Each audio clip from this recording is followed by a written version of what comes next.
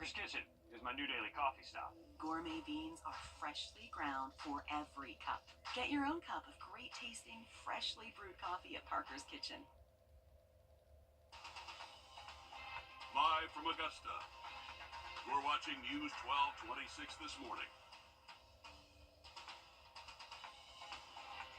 Be careful as you head out the door this morning. Roads are wet, as you can see right there with all that green. We're going to be checking in with our first alert meteorologist who is tracking all of it for us.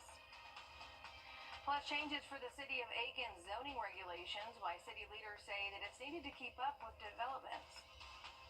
And millions of dollars set aside for renovations at local park sitting in an account without action. Well, the latest on that coming up next. But first, good morning. Thank you for joining us. I'm Nick Proto.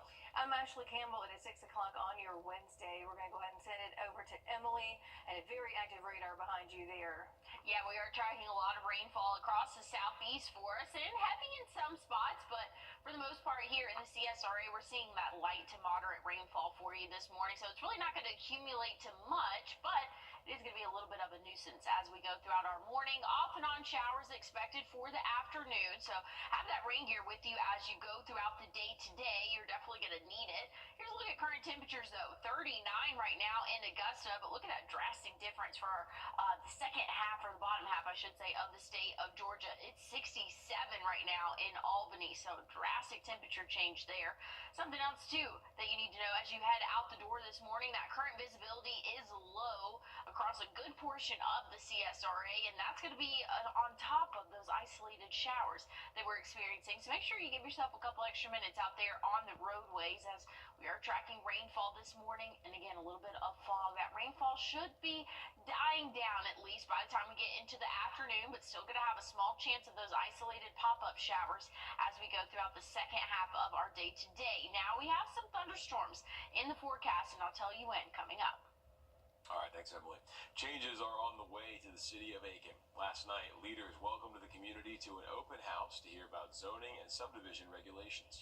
The goal is to make the entire process user-friendly and modernize city standards. Your Taylor Martin live in downtown Aiken this morning for what else the meeting covered. Taylor? Well, this covered a new development design, housing options, parking, sustainability, and more. According to officials, all of this is to align with the Plan Aiken comprehensive plan. The open house event provided the first opportunity for in-person public input on key zoning topics. A zoning ordinance determines how development occurs inside city limits, and this is all for a small city that's quickly growing. We have grown. We have new businesses coming in. We have people who'd like to do more development. That's not a bad thing. We'd like to make sure that it's done, again, in a very sensitive way. The city has also created a dedicated project website, which is information about the update process, an online questionnaire, and details on upcoming outreach events and meetings. We have the link for that on our website, wrdw.com. All right, thanks for that update there, Taylor. Now, behind me is what Dias Park looks like in Augusta today. City leaders say it is in need of some work. $6.5 million in sales tax money was set aside in November of 2023 to revitalize the park. The funds have been sitting on a shelf since then. In the meantime, families who still go to this park are now stuck waiting. It's left some parents asking for change. They have things that they're able to exert their energy on versus what we would quote unquote say negative things, then we'll see more impact on them having healthy and positive expressions on their exerting of their energies. Standing in the way of progress is the locked community center. The city is debating on what to do with that building. The Columbia County Board of Education placing a vote on the Homestead Exemption Act. The school board opting out of the tax hike with a 3-2 vote. The bill puts a cap on property tax hikes, ultimately cutting budgets for local governments. Opting out prevents those budget cuts from happening. Local governments are required to hold public hearings on the matter if they intend to opt out, and we've been following these hearings closely. Some of our local governments still have not made a decision, and more hearings are scheduled. Tomorrow, the Burke County Board of Education will meet at 6 at the Board of Education. The City of Waynesboro will meet at the same time at City Hall, and the City of Sardis will also meet at the same time at the Annex Building. Then the City of Harlem will be meeting at the Public Safety Building at 6:30. We'll let you know what comes out of those hearings. Election results are in for the North Augusta Republican primary. There were more than 1,000 ballots cast, about 6.4% of registered voters. John Felak got 73% of the votes for city council, so he'll finish the last 2 years of former councilman Eric Presnell's term. Pat Carpenter got 30% of the votes for city council at large. Robert Freitas and Jennifer McCauley also made the top 3. There's no need for a runoff in the at-large primary. Mayor Britton Williams ran unopposed, so he was not on the ballot. Time now, 6:05. A victim is recovering after a shooting in Rennes Monday. That's according to the GBI, who says that Jefferson County Sheriff's Office responded to a shooting investigation. That happened at the Pine Valley Apartments around 7:30. Officials say no arrests have been made at this time, and if you have any information on this case, give the GBI or Jefferson County Sheriff's Office a call. Back here in Richmond County, the Sheriff's Office is looking for a missing man as the search continues for 2 other missing teens. This is Charles Curry right now on your screen. Officials say he was last seen the night of February 3rd on Deansbridge Road at Gordon Highway. They say he was wearing a black t-shirt and red plaid pajama pants. And the search continues for 2 missing teens here on your screen. The Sheriff's Office says 14-year-old Azaria King was last seen Saturday night on Old Waynesboro Road. Officials say she was wearing a pink skirt, white shirt, and a red, white, and black jacket with brown boots. 15-year-old Devin Hardy was last seen on Aileen Circle. Officials say he was wearing a black hoodie, red shorts, and black shoes. If you have any information on either of these cases, call the Richmond County Sheriff's Office. A desperate search continues this morning in the case of a missing boater after his fiancée was found dead in Lake Oconee. DNR says they found Jocelyn Wilson's body Sunday morning after an empty boat was found circling the lake. DNR has not released the name of the missing boater, but a private Christian school in Atlanta identifies him as Gary Jones. Jones is a track and field coach there. DNR officials did not specify where the boat was found or where they're searching. The father of an alleged Georgia high school shooter has been granted bond. Colin Gray is charged with murder and several other related charges in the deadly September shooting at Appalachia High School. Law enforcement believes that he gave his 14-year-old son the gun used in that shooting. A judge granted Colin a $500,000 bond and barred him from contacting witnesses in this case. It comes after he filed a petition for bond earlier this month. The father of one of the victims injured in that shooting took the stand after the judge granted bond, saying this. You took her volleyball playing away from her. You took her childhood away from her. She's only 14 now, victim.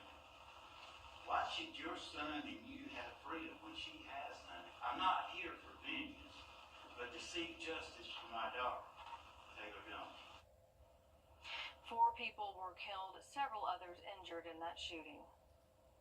This morning, a bill that would put a cap on the amount of revenue Georgia cities can collect. Still ahead, South Carolina's Attorney General firing back after serious allegations posed against him. Details in the investigation coming up. Well, we're tracking rainfall all across the southeast this morning. Make sure that you are prepared for a wet and gloomy day. Good news is better weather is in store by the end of the week. I'll have a look at your forecast coming up. And as we head to break, giving you a live look over the 13th Street Bridge from our SRP Park Cam. It's 10 after 6. I got to know Austin when he was a student. I just remember that he was just an upstanding young man, very respectful. When I had my car accident, I thought to myself, I'm going to call Austin Jackson. As we sit here today, I'm thrilled to hear that you're feeling much better. That's how I want to see people in the end. They're back to the way they were before the wreck happened. I'm so glad you called us, and it's a privilege to be able to pay back the people who've helped shape me. After my accident, they got me a great settlement. Wow, it sounds like your insurance company really took care of you. Are you kidding me? Those guys are a bunch of clowns. Denied? I got your settlement right here.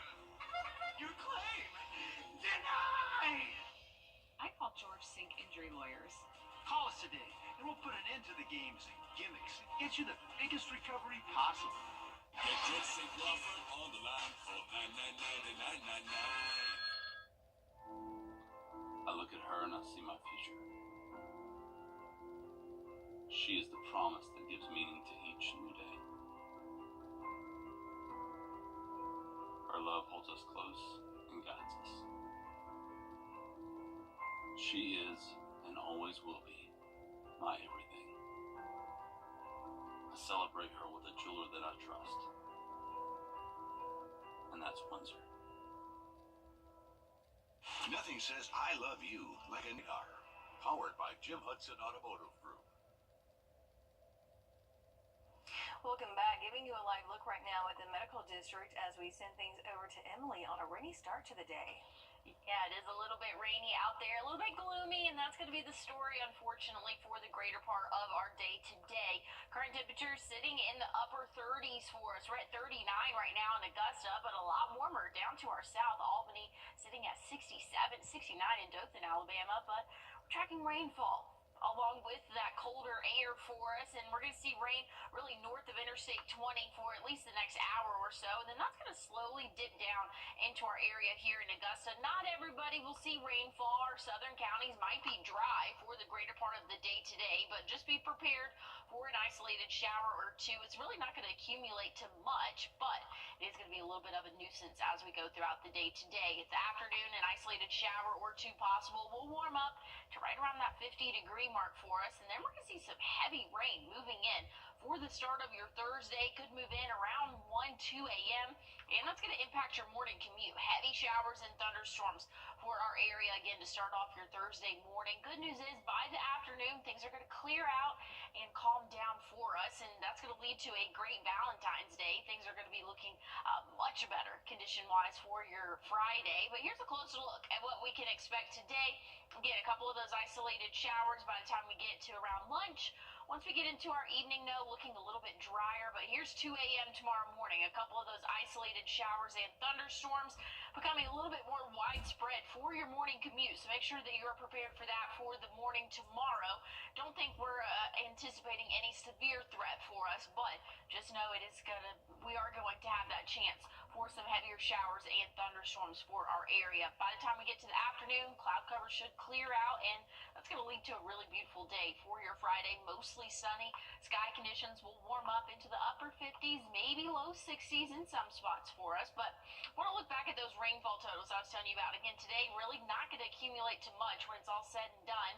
Once we go throughout the day tomorrow, though, when that line moves through, that could bring anywhere from ½ inch to 1 inch for our northern counties here in the CSRA, and then we'll be dry for your Friday, Saturday, Sunday. It's going to be another chance of rain, and that's really going to bump up those rainfall totals, probably anywhere from ½ inch to another inch being added on. So a very wet pattern in store for us over the next couple of days. A big cool down, though, for next week. Those morning lows going to be right around freezing to start off the week.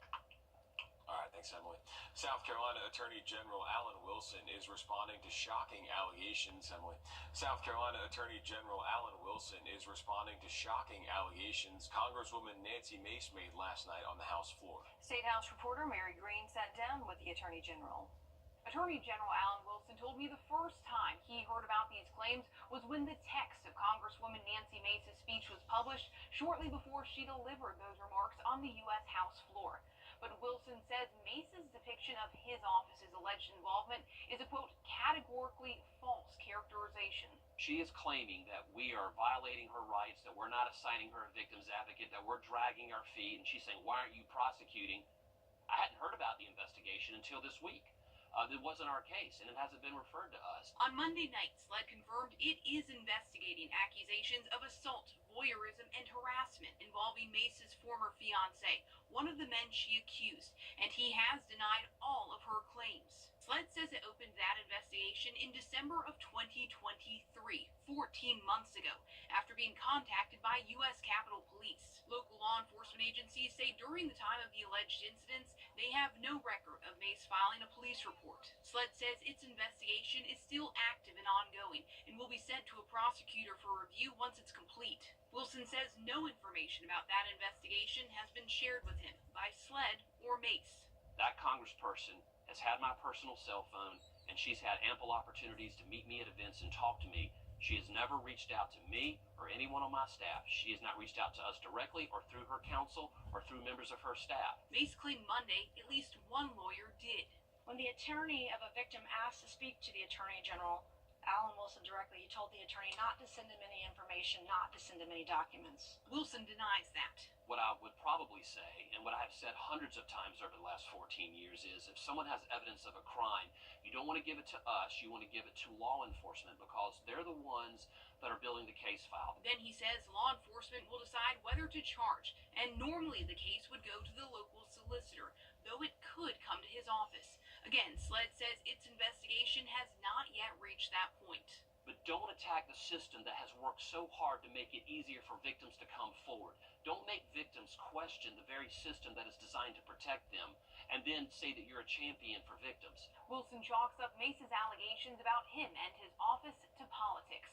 The two of them are considered early Republican frontrunners for South Carolina's 2026 gubernatorial race.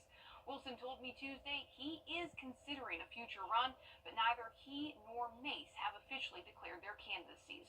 Reporting. The former South Carolina treasurer who announced his bid for governor less than a week ago is now backing out. Thomas Ravenel took to X yesterday saying he believes this is... An organization centered around helping families is getting ready to celebrate a huge milestone. Augusta Partnership for Children will mark 40 years of the service in the community.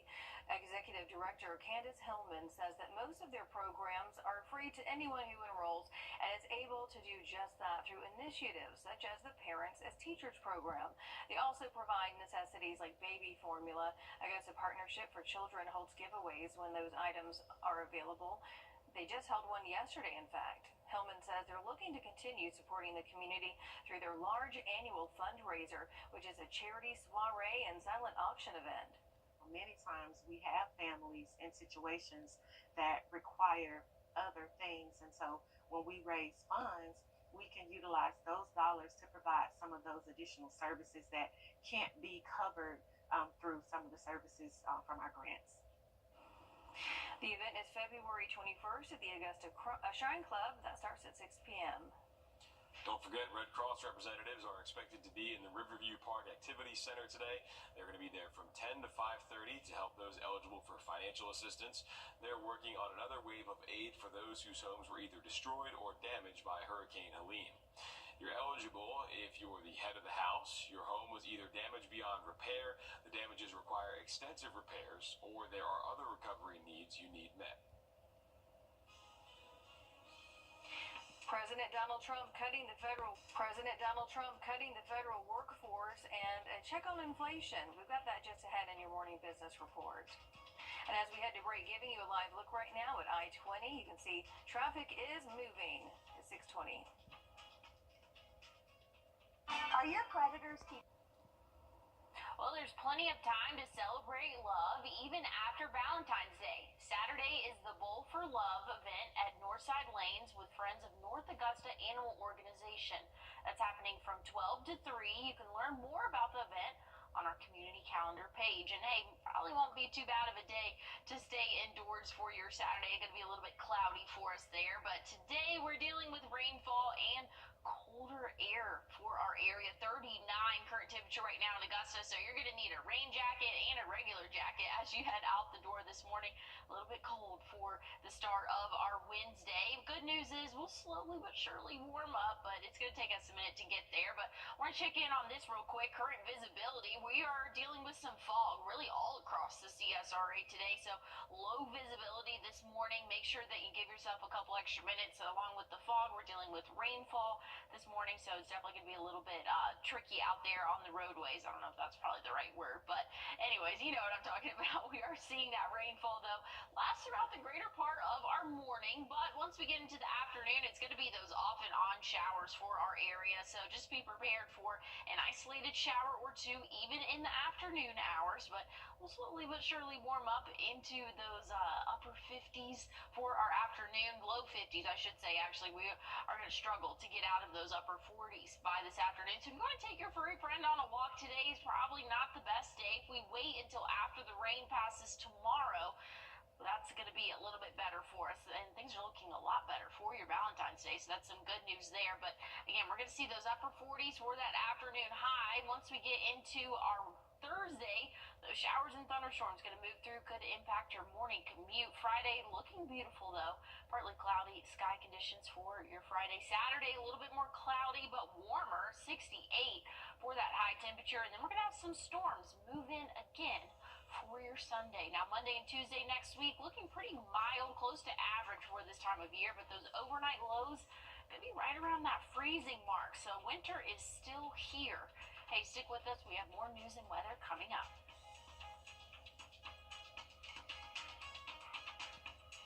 Schools across the country trust meteorologist Tim Strong for your first alert. Join us right here on WRDW News 12 at 11 a.m. for Warren A Way of Life. Visit us anytime online at warren.church for more information. Live from Augusta, you're watching News 1226 this morning. Bringing life back to an Augusta park is still on hold after a call from locals for city leaders to do something about it. And the city of Aiken working to modernize zoning regulations to keep up with development. How you can get involved in the process. We've got those stories and much more just ahead, but first, good morning. Thank you for joining us. I'm Nick Proda. And I'm Ashley Campbell. It is 6:30 on your Wednesday. We're halfway through the week, Emily, but we are off to a rainy start. Yeah, unfortunately so. We are tracking rainfall for our Wednesday morning, and this isn't the last day that we'll see rainfall this week for us. So just kind of have that rain gear with you and just keep it out. You're going to need it for your day tomorrow as well. But here's what we're dealing with this morning. Tracking that rainfall heavier in some spots, but otherwise moderate for us here in the CSRA. So your morning commute definitely has the chance to be a wet one. We'll see some of these showers kind of dip down a little bit closer to us here in Augusta. I think our southern counties, though, are really going to be on the drier side as we go throughout the morning. Now, we could see an isolated shower later on this afternoon, but look at current temperatures right now. If you're headed out the door, it is pretty chilly out there, 39 in Augusta, but drastic temperature change as you go a little bit more south for us. And we're going to stay pretty cold for our afternoon. I'll tell you more about it in your 7-day forecast coming up. All right, thanks, Emily. Preserving historic properties while keeping up with the Tree City's growing developments is top of mind this morning. The city of Aiken wants your input in crafting an updated zoning ordinance. Your Taylor Martin joins us live now in downtown Aiken as she explains what areas these new regulations would impact and how you can get involved in the restructuring process. Taylor? Well, this impacts new development design, housing options, parking, sustainability, and much more. These changes are to modernize the city standards with the goal of making the entire process more user-friendly. According to officials, it is also to align with the Plan Aiken Comprehensive Plan. This open house event provided the first opportunity for in-person public input on those key zoning topics. Now, zoning ordinance determines how development occurs inside city limits, which was last done in 1999 in Aiken. What we're doing is rewriting our zoning ordinance, which was last done in 1999. So this is a generational document and exercise that we believe, once complete, will take us through to the next 20 to 25 years. Now, city leaders say they expect this to take 18 months to complete. All right, thanks, Taylor. And you can add your input by visiting the project's information page that's on your screen right now. You'll select the online questionnaire link and answer the questions. With the summer seasons coming up, some parents are getting impatient when it comes to a delay at a historic Augusta park. $6.5 million are set aside to bring Dias Park back to life, and city leaders have not made much progress improving it.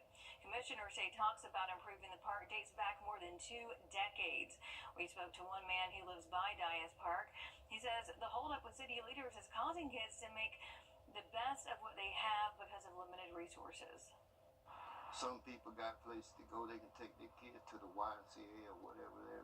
Some of us down here can't do that. Some of them got just what's dealt to them.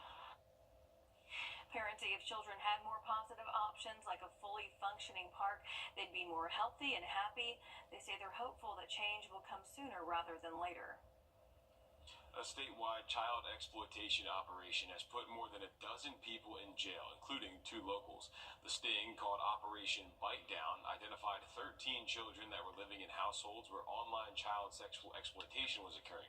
Local suspects are 43-year-old Randy Lowry of Augusta and 26-year-old Stephen Yaniszewski of Evans. This is a photo of Yaniszewski from a previous arrest. We're still waiting on their booking photos from this arrest. A man is facing charges in connection to a deadly hit-and-run in Richmond County. Michael Kelly Jr. was arrested yesterday for vehicular homicide and the death of 65-year-old Dwayne Rutledge. Richmond County deputies say the victim was riding a moped when Kelly hit him last month. It happened at 13th Avenue and Martin Luther King Boulevard. Officials say that Rutledge was sent to the hospital where he later died.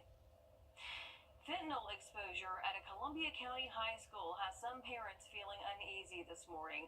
The school district notified parents on Monday about the incident at Greenbrier High School. Officials say that a student picked up a dollar bill off the ground and later unrolled it in class to find a white powdery substance inside. School leaders say that substance tested positive for fentanyl. They say no reactions were reported from that exposure. We spoke to one parent whose child was in that classroom. That was an eye-opener for him of how easy he could have been exposed to it, and it could have been a bigger problem, or he could have potentially, ended up in a hospital, and he had nothing to do with it.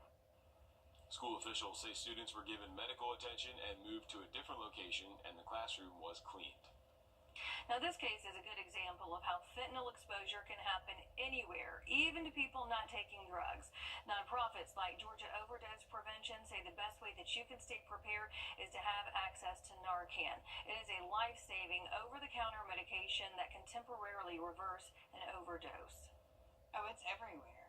I mean, the problem is everywhere, and that's the saddest part, is because it's not just drug addicts that are affected by it.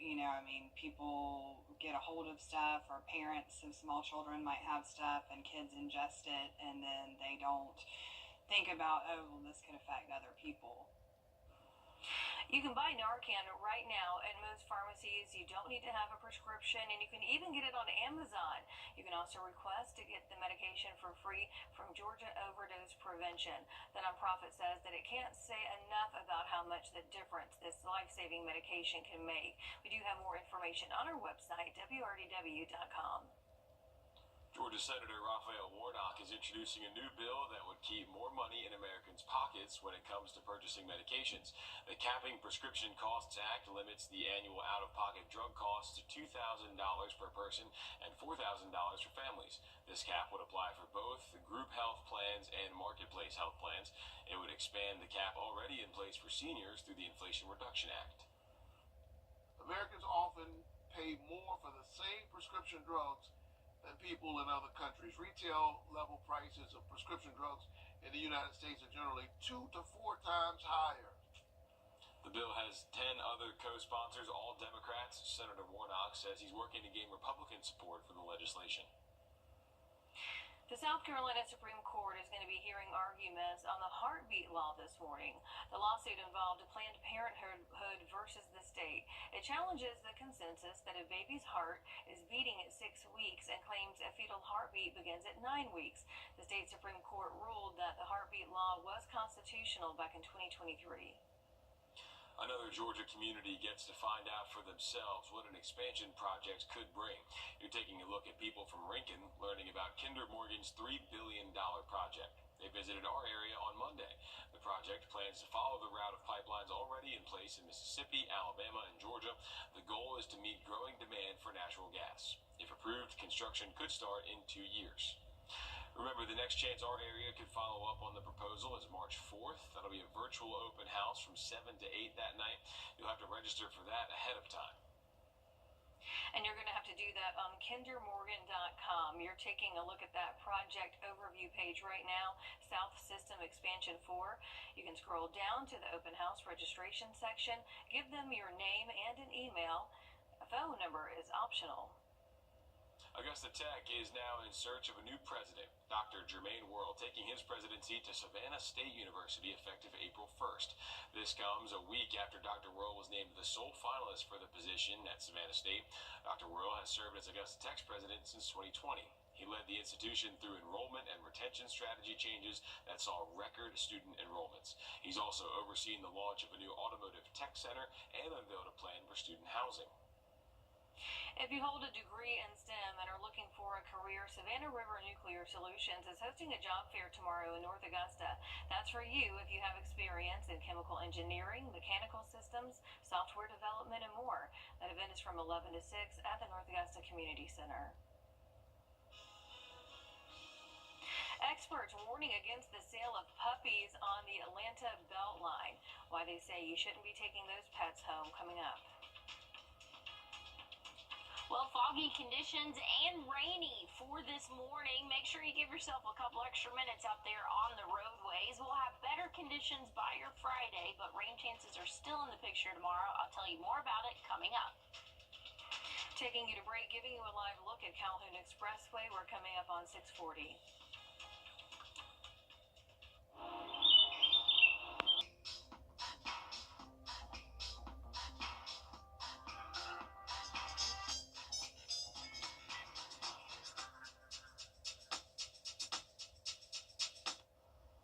It's time for your dog walk forecast. We've got Luca, Phoebe, Gunner, and Riggs taking over. These dogs look a little familiar. They're my I puppies. was going to say. I loved it. We have a new addition down there on the bottom, Riggs. I can see that. Look how tiny and cute. Yes, he's a sweetie. But of course, Miss P is out there. Okay, I had to step off because I had to see their reaction there. But yeah, we have 4 dogs now. It's a full house. I was about to say house. Yeah, we've got a lot. We're a lab family and a golden family. So, anyways, wanted to throw that in there. Shout out to my producer for getting that in. Ariana, thank you for doing that. Yes, we love them. Made my morning. But hey, want to look at current temperatures right now? Hopefully, it made your morning because it's a little bit of a gloomy start to our day. 39 current temperature right now, and we're tracking rainfall. Unfortunately, for the start of our Wednesday, that rain's gonna be off and on as we go throughout the day today, and we'll see some more of it early tomorrow morning as well. So don't put up the rain gear just yet. We are again dealing with rainfall for at least the next couple of days. Heavier showers this morning, again tapering off and really kind of moving a little bit more towards the north for the afternoon. But here's tomorrow morning around 1-2 a.m. we can expect to see a line of showers and thunderstorms move into our area. This is going to impact your morning commute for your Thursday, so just be prepared for that. Good news is should be out of our hair for the second half of the day. Here's what we're looking at, though. Throughout the rest of the day, you could see a couple of those isolated showers around midday. Looking dry, though, for our evening, but we're going to see that line pushing through. Here's around 2 a.m. tomorrow morning. Might be woken up to a couple rumbles of thunder there, and that's going to be more widespread as we go throughout the really start of our day tomorrow. So just make sure you're prepared for your morning commute to be a wet one. Heavy rainfall, a lot heavier than what we're seeing today, expected for your Thursday. Good news is should clear out. The afternoon Thursday looking great. Your Friday, the start to it, not looking too bad either. But hey, I'll have more on your forecast after this quick break.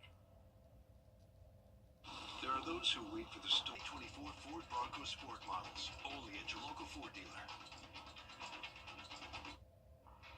Well, here's what we're looking at for the day Friday. A lot better conditions in store for us. Mostly sunny. We'll warm up into those upper 50s for us. A lot more comfortable outdoors. We'll take a look, though, at those rainfall totals throughout the day today. Again, really just a trace for most of us. And then once we have that line pushed through tomorrow, could be anywhere from ½ an inch to an inch of rainfall. And then we'll be dry Friday and Saturday. But here's Sunday. More rainfall moving in for our area. And that could bring our rainfall totals close to 1 to 2 inches in some spots for us. So we'll get plenty of rain over the next 7 days. Again, going to be a little bit gloomy for your Wednesday. Tomorrow, heavy Cloudy showers and thunderstorms for the morning, but by the time we get to the afternoon, looking a little bit better. Friday, dry. Saturday, mostly dry, but cloudy, and then that rain chance and thunderstorms come back for your Sunday. All right, thanks, Emily. Georgia lawmakers are debating a statewide ban on cell phones in schools. It would affect kindergartners to 8th graders. The Distraction-Free Education Act would let school districts decide how they want to implement the ban. Yesterday, state leaders heard from districts who already have one in place to find out how effective it's been. But some parents aren't happy. Some went to the Capitol to push back, saying safety needs to be considered. The bill's sponsor says he's talked with multiple experts about this. In the case of an emergency, really the last thing we want or need for that child's safety is to have them on a phone or a device. We need them to be listening to instructions of safety experts and getting to a safe place. There's also discussion to add high schools in the bill, but Representative Hilton says it's best to start with K through 8. The Medical University of South Carolina is the first in the state to get their hands on an all-new form of laser eye treatment. This is to help patients with an eye disease called glaucoma, which is the leading cause of irreversible blindness. If found early enough, it can be treated and managed. Current treatments for glaucoma can be uncomfortable and use a series of gels and contacts that can leave patients with blurry vision after an appointment. But now the medical university says there's a new treatment called DSLT. With it, nothing directly touches the patient's eye, and it boosts safety. They just need to be looking at the laser, and the laser does everything for you. So it's safer and more comfortable for the patient and also for the operator, the surgeon, because all we have to do is make sure that it is well focused and just press the button. MUSC leaders say the treatment will be available as soon as March at their Low Country Hospital. If you've ever ran, walked, or jogged the Atlanta Beltline, you've probably come across some really cute furry friends. Some enjoying nature with their owners, while others are up for grabs. Madeline Montgomery spoke with experts who say that you should be cautious taking those pets home. On the Beltline, you are likely to bump into a dog or two. If you're looking to purchase your own pup, while you may run into situations like this, experts say this is not the place to buy man's best friend. They're walking along after lunch and they see adorable puppies or kittens or rabbits, and it's really hard not to stop. People aren't making rational decisions. Animal advocates with the Georgia Pet Coalition say many times these animals are not being taken care of. So it's this issue of buying on impulse and then latering surrender the animal. And it's not legal. Atlanta police confirming they gave out 3 citations recently along the Beltline for selling puppies without a permit. They proactively took initiative and cited these sellers. More and more places in Georgia are making laws specifically against the outdoor transient sales of dogs, cats, and rabbits. DeKalb County, Fulton County, the city of Roswell, Brookhaven, just a few places with these ordinances. But the Georgia Coalition of Pets wants the law at a state level. The reason it's so important to have a state level bill is these sellers can simply cross city and county lines, encouraging people who want pets to get them from a shelter. You do know what shots and what tests are done at the shelter before they'd opt out to you. Or a breeder certified through the state's Department of Agriculture. We need to protect breeders that do it, that follow the law and do it responsibly. A statewide law to ban the outdoor transient sale of dogs, cats, and rabbits does have a sponsor. It just needs to be introduced. This Valentine's Day, how about doing something special for your ex? Wrdw TLC in Acreage hosting a fundraiser called Love Hers to raise money for the nonprofit that helps rehabilitate local birds in need. You can have a mealworm named after your ex and have it fed to a small bird for just $10. For $100, you can name a rat after your ex and have it devoured by a raptor, and you'll get a video of it sent to you. What is going on with these exes and the things that you can do with them? Yesterday, didn't we run something on... Cat foes poop. Something about you could have a pound of poop named after your ex. Yeah. All right. This. Well, hopefully there's not my name floating around. I'm like, at least it's for a good cause, I guess. So. All right. Taking you outside, giving you a live look at Grovetown. It's 10 to 7. We'll be right back. Gail King coming right up. Swainsboro Report. If you've been injured, we take immediate action to get you the help you need. The call. As soon as I called Austin Jackson, I was very assured and at ease. The response.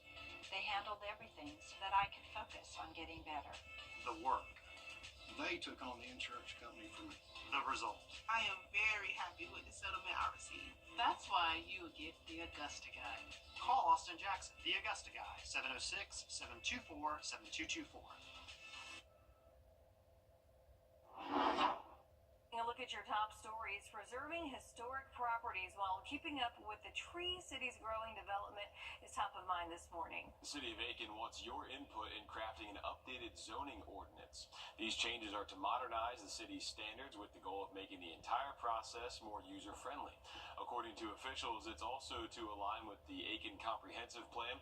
This open house event provided the first opportunity for in-person public input on those key zoning topics. A zoning ordinance determines how development occurs inside city limits. What we're doing is rewriting our zoning ordinance, which was last done in 1999. So this is a generational document and exercise that we believe, once complete, will take us through to the next 20 to 25 years. The city says they expect this entire process to take about 18 months to complete. You can add your input by visiting the project's information page. That's on your screen now. You'll select the online questionnaire link and answer the questions. With the warmer seasons coming up, some parents are getting impatient when it comes to a delay at a historic Augusta park. $6.5 million are set aside to bring Dias Park back to life, and city leaders haven't made much progress improving it. Commissioners say talks about improving the park dates back to more than 2 decades. We spoke to one man who lives by Dias Park, and he says the holdup with city leaders is causing kids to make the best of what they have because of limited resources. Some people got places to go, they can take their kids to the YMCA or whatever there. Some of us down here can't do that. Some of them got just what's dealt to them. Some parents say if children had more positive options like a fully functioning park, they'd be more healthy and happy. They say they're hopeful that change will come sooner rather than later. The Columbia County Board of Education placing a vote on the Homestead Exemption Act. The school board opting out of the tax hike cap with a 3-2 vote. The bill puts a cap on property tax hikes, ultimately cutting budgets for local governments. Opting out prevents those budget cuts from happening. Local governments are required to hold public hearings on the matter if they do intend to opt out, and we have been following these hearings closely. Some of our local governments still have not made a decision, and more hearings are scheduled. Here they are. Tomorrow we've got the Burke County Board of Education holding a hearing at 6 p.m. at the Board of Education. The City of Waynesboro will meet at the same time at City Hall. The City of Sardis will also meet at the same time at the Annex Building. Then the City of Harlem will meet at the Public Safety Building at 6:30. Of course, we're going to let you know what comes out of these hearings. Well, for those of you who want to celebrate on Valentine's Day, you can marry the love of your life at no cost. Richmond County Civil and Magistrate Court are officiating free weddings for Richmond County locals. Your last chance to pre-register is today. That event is from 10 to 4 on Friday. So kind of interesting thing there. I'm sure there'll be a couple of people out there getting married for Valentine's Day. Now, I want to look though at the current temperatures for us as we're switching gears to weather. 39 current low for the start of our day today, so it is going to be a chilly day for us, and rainfall is already happening for our northern counties. But something else that might impact your morning commute, lower visibility. It's not as bad as what we have seen in the past maybe week or so, but lower visibility is expected this morning, so make sure you give yourself a couple extra minutes out there on the roadways because we are dealing with rainfall and, again, some fog as well. That rainfall is going to be really in our area until around midday, and then we'll see isolated showers pass through for the later afternoon hours, and then for the evening, looking mostly dry until we get into those early morning hours tomorrow where we have a chance of thunderstorms, a high chance of thunderstorms for our area. So if you want to get your dog out there, maybe get some exercise in. Honestly, today is probably not the best day to do that, but the rain should be out of our hair by the evening. Just going to be cloudy and much colder for those temperatures out there. So maybe your furry friend might like it, but good news is looking a lot better for your Valentine's Day. Dry conditions will warm up into those upper 50s. Rain chances come back into play though for your Sunday. Thanks for watching. Stick with us. Ivan Jemp, Brought to you by your First Alert Weather Team. Join us right here on